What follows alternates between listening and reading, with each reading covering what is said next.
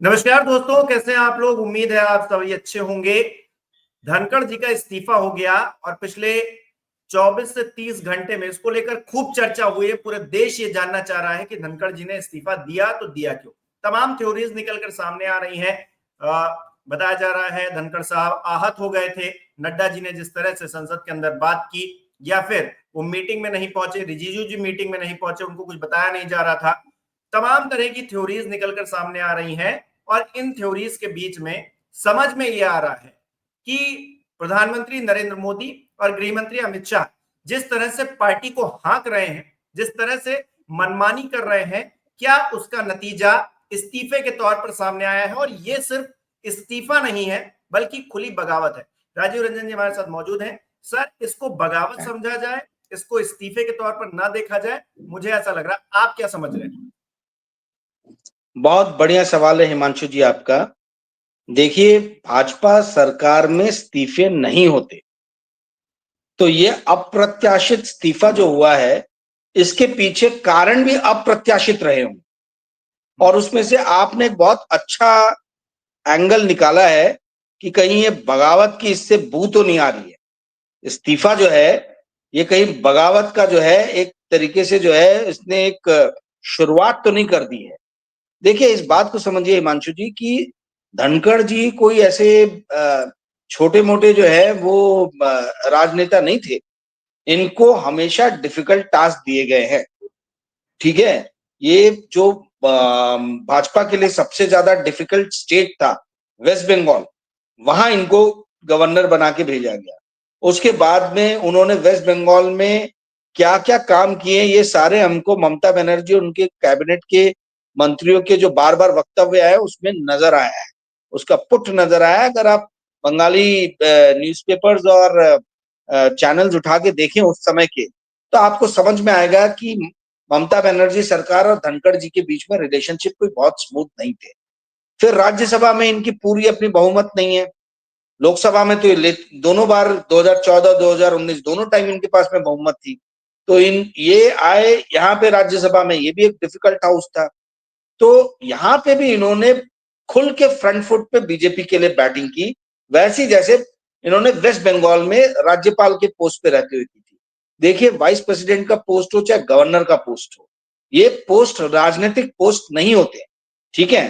परंतु बार बार हर बार इनके ऊपर में ये इल्जाम लगा है कि ये सत्ता पक्ष के लिए, नरेंद्र मोदी सरकार के लिए जो है ये हर तरीके से उनके साथ पक्षपात करते हैं, उनका फेवर करते हैं, उनके जो भी नियम कानून होते हैं उसको वो पूरी तरीके से मतलब आप कह लीजिए कि उससे जकड़ने का प्रयास करते हैं ऑपोजिशन को, और तमाम तरीके से ऑपोजिशन लीडर्स को तंग करने का, उन्हें परेशान करने का जो है प्रयास किया जाता है। और ये बात कई बार अलग अलग सांसदों ने भी राज्यसभा की कही है कि भैया हमें बोलने का समय नहीं दिया जाता है, हमें काट दिया जाता है, हम फिर किस बात के रिप्रेजेंटेटिव हैं यदि हमको अपने विचार ही रखने का उचित समय ना दिया जाए। और भी बहुत सारी बातें बीच में बातें रोक दी जाती हैं। तो कहने का अर्थ कुल मिला के ये है हिमांशु जी कि ये जो कोर कोटरी थी नरेंद्र मोदी की, ये अमित शाह और नरेंद्र मोदी का जो कोर कोटरी था उसके ये एक मेंबर थे, और उस मेंबर का इस्तीफा देना अपने आप में ये एक बहुत ही अप्रत्याशित, किसी ने एक्सपेक्ट नहीं किया था, अनएक्सपेक्टेड जो है ये स्टेप नजर आ रहा है। कहा जा रहा है कि उनके हेल्थ अच्छी नहीं थी। अरे भाई, आपकी सेहत अच्छी नहीं है तो आप अस्पताल में भर्ती होइए। आप तो अस्पताल गए नहीं, ना आपको अस्पताल में भर्ती किया गया, ना इसके पहले आप कभी अस्पताल में रहे जिसकी हमें जानकारी है। तो यदि आपकी सेहत अच्छी नहीं रह रही है तो आपने तो एम्स में जाना चाहिए, आपने इस्तीफा नहीं देना चाहिए। तो ये तो, और ये हमेशा से एक राजनीतिक आदमी रहे हैं जो ऐसे पोस्ट पे बैठे जो पोस्ट को राजनीतिक नहीं समझा जाता। तो कुल मिला के कहना यह है कि ये अभी जस्ट एक शुरुआत है। अभी एक साइकिल स्टैंड में आपने देखा ना कि एक साइकिल गिरती है तो उसके बाद कैसे धड़ाधड़ लाइन से साइकिलें गिरती है। तो आगे आने वाले दिनों में आपको कुछ वैसे ही नजारे जो हैं वो नजर आएंगे।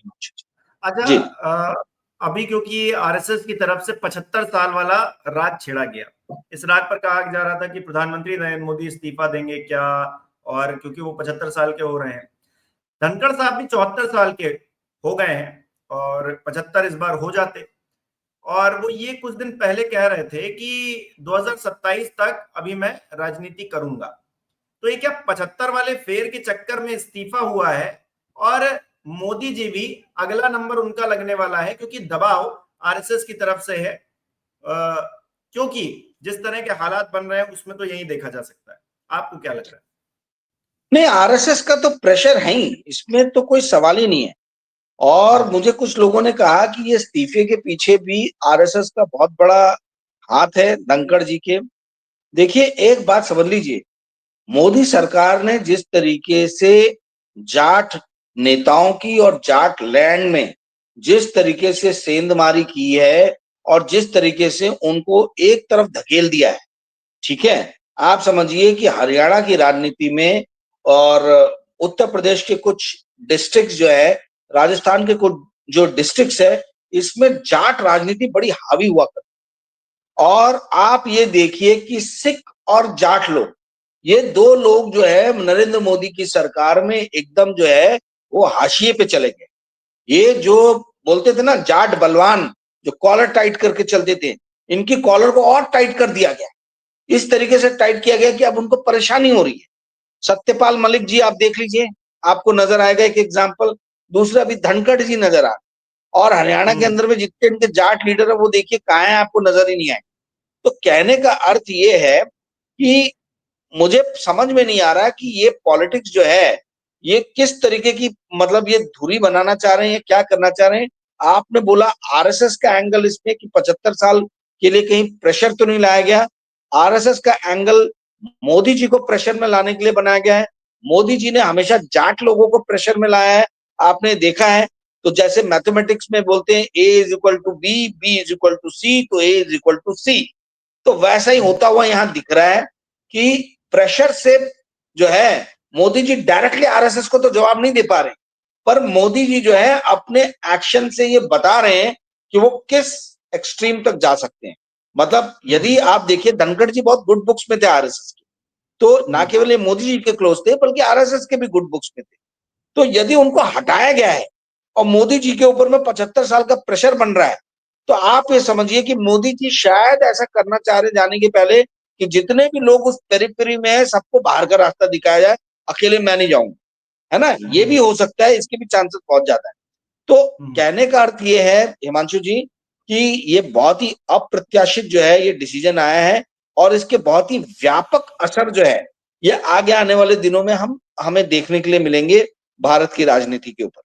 जी। अच्छा सर, आपको नहीं लगता है, आपने सत्यपाल मलिक का क्योंकि जिक्र किया, वो भी भारतीय जनता पार्टी के खिलाफ जो मुखर रहे हैं, शीर्ष नेतृत्व के खिलाफ मुखर रहे हैं, उनके फैसलों के खिलाफ मुखर रहे हैं। जगदीप धनखड़ साहब भी कुछ कुछ उसी दिशा में आगे बढ़ रहे थे, क्योंकि उन्होंने जिस तरह से संसद में आकर इस बात की घोषणा कर दी, उन्होंने कहा कि हाँ, विपक्ष अगर चर्चा चाह रहा है तो हम चर्चा करेंगे ऑपरेशन सिंदूर और पहलगाम की घटना पर, और जितना समय चाह रहा है हम उतना देंगे। सुब्रमण्यम स्वामी वो भी सवाल उठाते रहे। तो ये एक ऐसी लॉबी भारतीय जनता पार्टी में तैयार हो रही है जो साइडलाइन की जा रही है, और धीरे धीरे करके जो भी आवाज उठाएगा, क्योंकि हमने देखा 2014 से 24 तक तो किसी की हिम्मत हुई नहीं, क्योंकि फुल फ्लैश सरकार थी। लेकिन अब कुछ नेताओं को लगने लगा है कि हम थोड़ा सा बोल सकते हैं, थोड़ी सी आजादी है हमको। लेकिन ये संदेश देने की कोशिश कि बोलिए उतना ही जितना कहा जाए, ज्यादा बोलिएगा तो आप उपराष्ट्रपति भी होंगे, तब भी आपको हटा दिया जाएगा। देखिए, आपने बहुत सही कहा, नरेंद्र मोदी के पैर के नीचे से जमीन खिसक रही, और ये जो स्टेप आया है राष्ट्रपति का इस्तीफा, ये उसी का एक नमूना है। ठीक है, ये जब इनके ऊपर में प्रेशर बनता है तो ये अपना प्रेशर कहीं और डिफ्लेक्ट कर देना चाह रहे हैं। जो इतने दिनों से आरएसएस 75 साल के उम्र के ऊपर में जो पॉलिसी बनाई गई है, उस पर जो नरेंद्र मोदी को टारगेट करना चाह रहा था, वो नरेंद्र मोदी ने अपना प्रेशर थोड़ी देर के लिए जो है कहीं और डिफ्लेक्ट कर दिया। थोड़े दिन चर्चा में जो है अब यही मुद्दा चलने वाला। तो ये आपका एकदम सही आकलन है कि जो पिछले 10 साल में, यानी पहले जो 2 टर्म्स थे, उसके अंदर में जिस तरीके से कैबिनेट के लोग या फिर कैबिनेट से बाहर धनखड़ टाइप के लोग जो दूसरे कॉन्स्टिट्यूशनल पोस्ट पे हैं, ये लोग जिस तरीके से खुल के नरेंद्र मोदी के लिए बैटिंग कर रहे थे, वो अब जो है वो स्पेस हट रहा है और इन लोगों को समझ में आ रहा है कि इनके पीछे में राष्ट्रीय स्वयंसेवक संघ खड़ा है। नरेंद्र मोदी ने एक इशारा करने की कोशिश की है बाकी सारे ऐसे लोगों को जो शायद बगावती मोड में आ जाएं कि भैया देखो ऐसा है, आप तो कैबिनेट के मेंबर हो, मैं जब चाहूं आपको हटा सकता हूं। इनफैक्ट ऐसे आदमी ने इस्तीफा दे दिया जो कैबिनेट का मेंबर भी नहीं। तो ये आप एक समझ लीजिए कि एक पूरी तरीके से प्रेशर बनाने का तरीका है और इनको ये बात बहुत चुभ गई है कि ऑपरेशन सिंदूर के ऊपर में कैसे जो है वो ये चर्चा होने की इन्होंने बात जो है ये कह दी कि भारत के लोकतंत्र के लिए आने वाले दिनों के में बहुत ज्यादा घातक रहने वाला है यदि ये डिबेट और स्पीचेस को भी डिक्टेट कर रहे हैं कि क्या डिबेट होगी और क्या डिबेट नहीं होगी। आप इस चीज को समझ लीजिए हिमांशु जी, जो लोग भारतीय जनता पार्टी को समझना चाहते हैं as a party as a whole आज की डेट में, आप ये समझ जाइए कि ये पार्टी सिर्फ लोकतांत्रिक मखौटा ओढ़े हुई है। जो पार्टी अपने अंदर लोकतंत्र नहीं चलने देती है, जो पार्टी अपने राष्ट्रीय अध्यक्ष को 1.5 साल से चुन नहीं पा रही है, जो पार्टी ना जाने कितने समय से अपने अलग अलग राज्यों के जो है उसके प्रेसिडेंट नियुक्त नहीं कर पा रही है, जो पार्टी कांग्रेस से तोड़ तोड़ के अपने कैबिनेट में लोगों को लेके आ रही है और अपने खाना पूर्ति कर रही है, अपने सरकार को मजबूत करने का प्रयास कर रही है, उस पार्टी के अंदर में आज की डेट में जो लोग शिखर पे बैठे, शीर्ष पे बैठे, वो लोकतंत्र की पूरी तरीके से धज्जियां उड़ाते हुए, लोकतंत्र की जो नॉर्म्स है, डेमोक्रेसी के जो नॉर्म्स है, उसकी धज्जियां उड़ाते हुए जो है वो चले जा रहे हैं। तो लोग यदि आज भी भारतीय जनता पार्टी को ये समझते हैं कि ये चाल चरित्र और चेहरा वाली पार्टी है, ये पार्टी विद द डिफरेंस है, तो ऐसा नहीं है। और धनखड़ जी के रेजिग्नेशन को इस पूरे पिक्चर के बीच में देखा जाना चाहिए। धनखड़ जी का रेजिग्नेशन एक आइसोलेशन का केस नहीं है। जी हिमांशु। सर, हम जिस तरह से देख पा रहे हैं प्रधानमंत्री नरेंद्र मोदी का जब ट्वीट आता है, मतलब एक तो 9 बजे इस्तीफा रात में होता है, अगले 24 घंटे गुजर जाते हैं, प्रधानमंत्री अजीत पवार को जन्मदिन की बधाई देते हैं, फडणवीस जी को बधाई देते हैं और उसके भी 3 घंटे बाद यानी कि 12 बजे वो ट्वीट करते हैं, 12:13 पे लिखते भी क्या है, जगदीप धनखड़ जी को भारत के उपराष्ट्रपति सहित कई भूमिकाओं में देश की सेवा करने का अवसर मिला है, उनके उत्तम स्वास्थ्य की कामना करता हूं। मतलब प्रधानमंत्री अगर किसी मतलब संवैधानिक पद पर जो व्यक्ति विराजमान था वो इस्तीफा देकर जा रहा है, तो वो कह रहे हैं कि आपको बहुत सारे मौके मिले थे, मतलब एक तरह से एहसान जताने की कोशिश कर रहे थे। अब एहसान जता रहे थे तो समझ में आ रहा है कि दोनों के बीच में दूरियां थी, दोनों के बीच में टेंशंस थी, लेकिन इन टेंशन से इस्तीफा तो हो गया, लेकिन अब आगे क्या होने जा रहा है, क्योंकि उपराष्ट्रपति का पद ऐसा है जिसको भरा भी जाना है। ऐसा नहीं है कि प्रेसिडेंट वाला मामला है कि उसको आप 1 साल टालिए, 2 साल टालिए, जब तक मन करे तब तक टालिए। ये तो संवैधानिक पद है, इसको तो भरना पड़ेगा। और इस पर क्या नीतीश कुमार विराजमान होने वाले, चर्चाएं ऐसी हो रही। देखिए हिमांशु जी, मुझे तो ऐसा नहीं प्रतीत होता है कि नीतीश कुमार अगले उपराष्ट्रपति बनेंगे। कारण ऐसा कि जो बिहार में मेरे सोर्सेज हैं, बहुत ही स्ट्रॉन्ग सोर्सेज हैं, उन्होंने मुझे बताया है कि नीतीश कुमार जो है उनके इर्द गिर्द जो है ब्यूरोक्रेट्स ने एक दीवार बना के रखी हुई है और आज की डेट में ऐसी स्थिति है कि उनके खुद के एमएलए जो है वो भी नीतीश कुमार को जो है वो कांटेक्ट नहीं कर पा रहे। और ये जो बीजेपी के 2 मुख्यमंत्री बनाए गए हैं, इनका पूरा काम ही है कि दिन रात इनके साथ में रहना। और ऐसा बताया जा रहा है कि नीतीश कुमार की जो है मानसिक स्थिति अभी कोई बहुत ज्यादा अच्छी नहीं है। आपने देखा कि राज्यसभा में कितना हो हल्ला होता है। तो क्या नीतीश कुमार उस मेंटल पीस की जो आज की स्थिति में as a chief minister of Bihar, क्या वो ऐसे स्थिति में जाना चाहेंगे जहां उनके आजू बाजू लोग चिल्ला रहे हैं, हल्ला हो रहा है, बहुत ज्यादा जो है नाराजगी दिख रही है काफी मेंबर ऑफ पार्लियामेंट में? मुझे इसके चांसेस कम दिख रहे हैं। नीतीश कुमार क्यों जाना चाहेंगे, वो भी 2 साल की, अनटिल अनलेस उनको ये ना बोला जाए कि भैया आपको कुछ बैठने की जरूरत नहीं है, हरिवंश जी जो उपसभापति हैं वही पूरा टाइम संभाल लेंगे और उसके बाद जो है हम आपको प्रेसिडेंट बना देंगे। अगर इस तरीके का कुछ व्यू रचना की गई तो बात अलग है, अन्यथा मुझे इस पूरे प्रकरण में नीतीश कुमार के लिए कुछ नजर नहीं आ रहा है। नीतीश कुमार बहुत इंपॉर्टेंट बैटल अपनी लाइफ का लड़ने वाले हैं।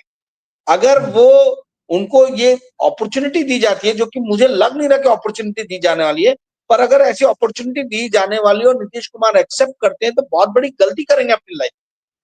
मैंने आपके साथ ही शायद एक हफ्ते पहले इंटरव्यू में ये कहा था, आपने मुझसे पूछा था कि नीतीश कुमार जी का बिहार की राजनीति में क्या आगे होगा, वो क्या मुख्यमंत्री बनेंगे। और मैंने आपको कहा था कि बिहार पहला भाजपा का मुख्यमंत्री देखना चाहता है और भाजपा के सारे कार्यकर्ता बिहार में और बिहार के बाहर और केंद्र सरकार और निर्वाचन आयोग ये सब मिलके जो है इस तरीके से कदम उठा रहे हैं, इस तरीके से स्टेप्स उठा रहे हैं कि भाजपा जो है सशक्त होकर पार्टी जो है बिहार में उभरे। और मैंने आपको डिस्ट्रिक्ट्स के भी नाम बताए थे कि अररिया, पूर्णिया और 2 डिस्ट्रिक्ट थे, खगड़िया। ये 3-4 जो डिस्ट्रिक्ट्स हैं जो जहां पे मुस्लिम पॉपुलेशन ज्यादा है, इन पॉपुलेशन मतलब इन एरियाज में बहुत ज्यादा ये जो सर का जो इनिशिएटिव है ना, ये बहुत ज्यादा गहन जो है वो रिसर्च होने वाला है और काफी सारे नाम कटने की संभावना दिख रही है। तो एक चीज तो तय है कि नीतीश कुमार अगले सीएम बिहार के नहीं रहे, ये तय है। दूसरी चीज जो है आपका ये कहना कि क्या वो उप राष्ट्रपति बन सकते हैं, मेरे को इसके भी चांसेस बहुत कम नजर आ रहे हैं कि उपराष्ट्रपति बन सकते हैं। यदि वो बनते हैं तो उनको तमाम तरीके के अवरोध गतिरोध जो है वो आगे आने वाले 2-2.5 साल में देखने पड़ेंगे।